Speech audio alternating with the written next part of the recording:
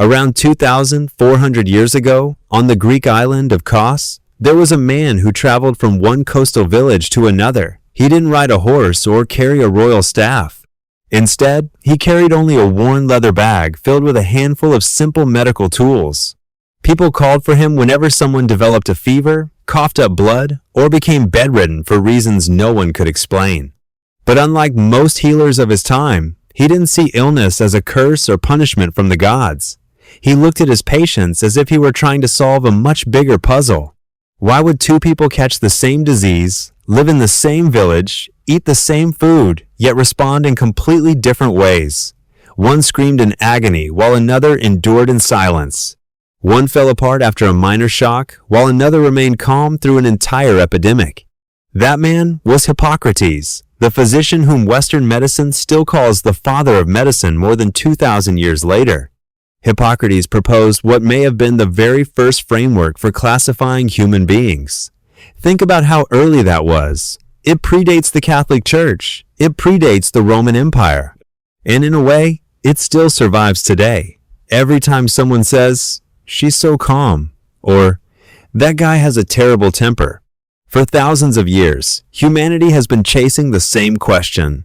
Why are people so different from one another? And strangely enough, it all began with 4 bodily fluids.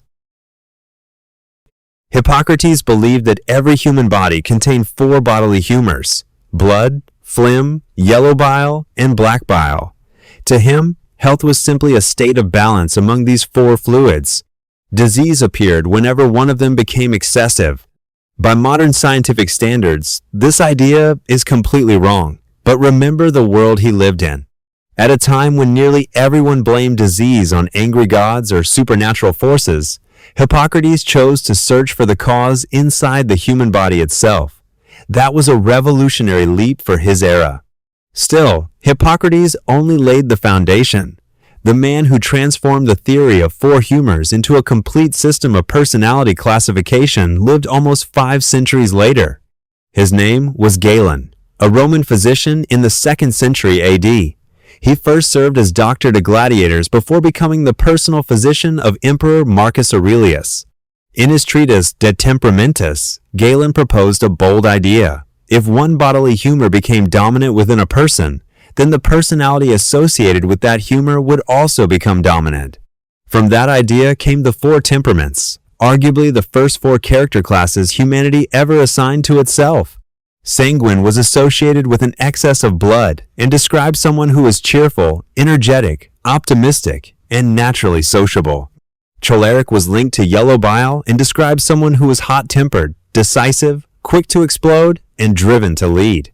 Melancholic was associated with black bile and referred to someone who was thoughtful, perfectionistic, sensitive, and often lost in deep reflection.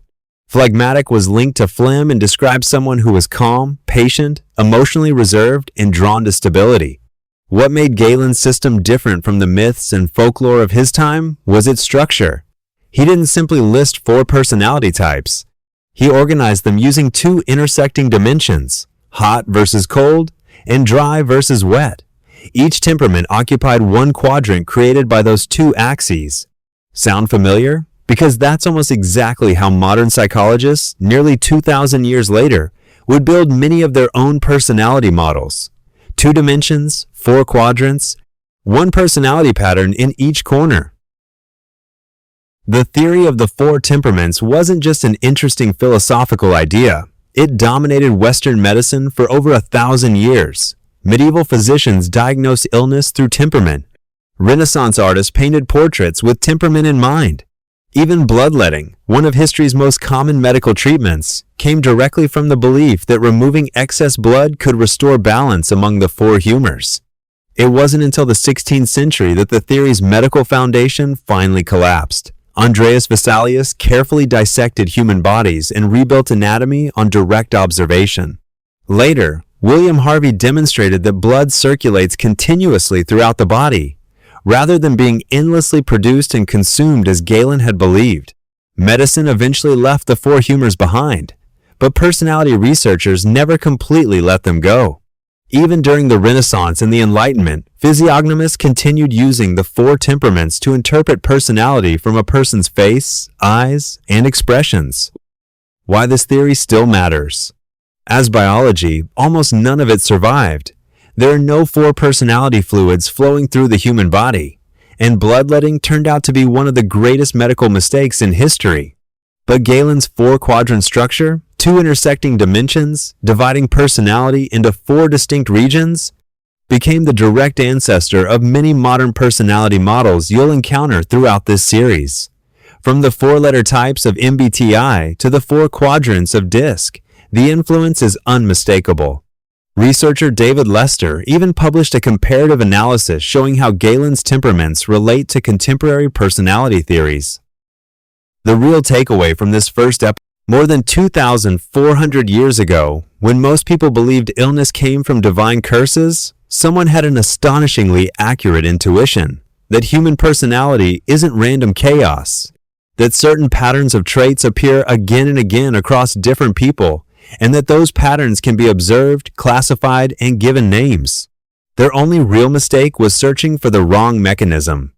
They looked to bodily fluids instead of the biological and psychological mechanisms that science wouldn't have the tools to uncover for another 2,000 years.